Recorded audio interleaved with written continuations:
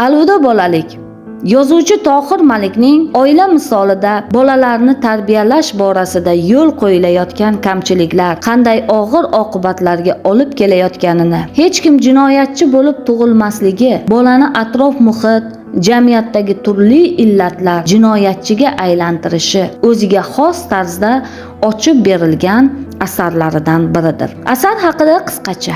Asarning bosh qahramonlari Asror, Qamariddin, Dilfuza va Salim bo'lib, ularning orzu-o'ylari, qarashlari, umid istaklari turlicha, lekin ularning diqqat e'tiborlarini bir nuqtaga qaratadigan narsa esa bu kimdandir yoki nimadandir bezor bo'lishlik, alamzada bo'lishligi kitobxonni chuqur mulohazaga undaydi. Bu alamzadalik, bezor bo'lishliklar asarning boshlanishidan keltirilgan. Masalan, hoziroq qo'limga miltiq berishsa-yu, darvozadan otam bilan onam kirib kelishsa, shartta otardim. Ana undan keyin o'zimni ham otib yuborishsa mayli. Yo'q.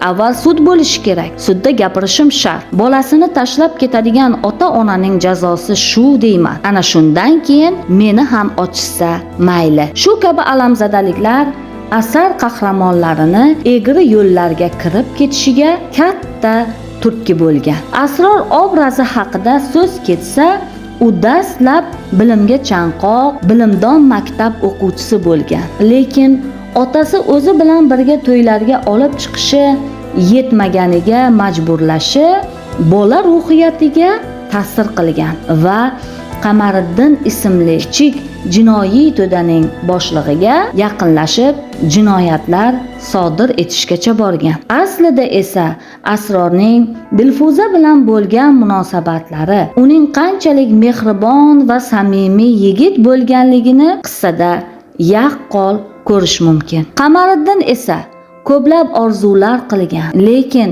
atrofdagilarning munosabatlari, jamiyat zulmlari uni holdan toydirgan. Shuningdek, u tug'ilganidanoq shunday munosabatlar orasida o'sib ulg'aygani sababli u jinoyatchi bo'lishiga sabab bo'lgan. Salimning ehtiyojmand otasining ichishi, onasining oilaviy qiyinchilik natijasida bee'tibor bo'lishi uning jinoyat ko'chasiga kirishiga undagan. Xullas, bu asardagi voqea hodisa sabablari, ularning kelib chiqishlari atroflicha o'rganilib, ommaga taqdim etilgan.